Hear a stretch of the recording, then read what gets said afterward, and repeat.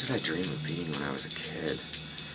My mother would say to you that I've always dreamed about being an actor. I don't know that that's necessarily true.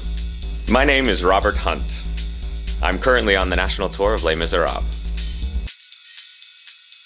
When I was a kid, I dreamed about being those things that everyone, I guess, dreamed about, or at least we were told we should be. I would dream about being a lawyer or a doctor, I guess, all those things that you know, you hear that parents want their children to become. My parents were never that way, because my parents, both being artists, they were very supportive of anything that we wanted to do. I can't tell you how many times my father would say to me, if you want to be a garbage man, just be the best garbage man you can. That was their advice, always.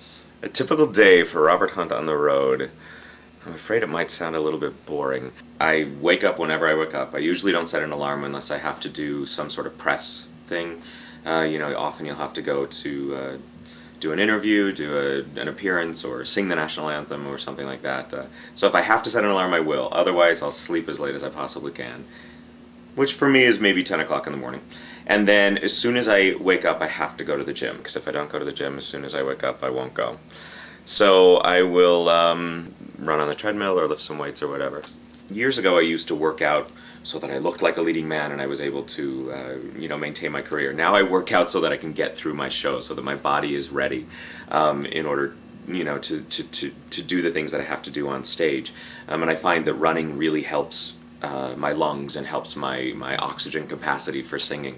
So that's really important to me. But, you know, I read, I definitely will check my emails and respond to some emails and things. If I'm working on a project, I'll spend some time on that. And then I do my warm-up for the show around 4 o'clock. And then once my voice is warm, it's just about getting myself ready to do the show. So everything, pretty much everything that I have to do during a day is so that I can accomplish my job at the end of that day. Once I took over the role that I'm playing, I started having some vocal problems, and I was then diagnosed with a severe case of acid reflux. So I had to dramatically change my life. Huge dietary restrictions. I can't drink alcohol. I can't have citric acid, carbonation. I can't eat chocolate or garlic or onions or tomatoes.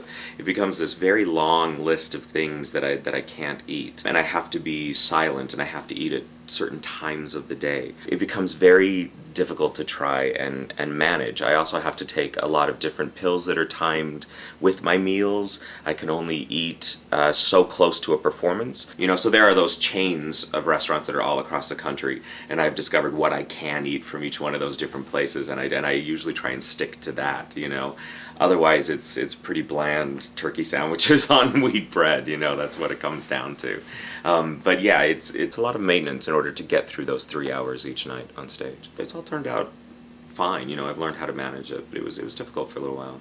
My hobbies, I listen to a lot of music. Music is a big thing in my life, so I will usually have my iPod with me, and wherever I am, you know, walking to the theater, walking back from the theater, walking around the mall, I often will have my iPod with me. So I create a soundtrack for my day, usually. So you'll often see me walking around with my iPod and listening to it at the theater. I read a lot. I find that I go through books very quickly.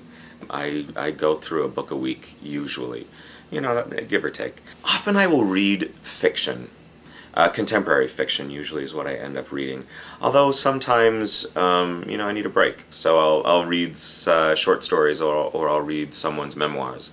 But pretty much it's fiction. A little escapism, I guess. I like to lose myself into another world. But mostly, you know, I read and I listen to music, and I do a lot of writing, so I have some projects that are going on.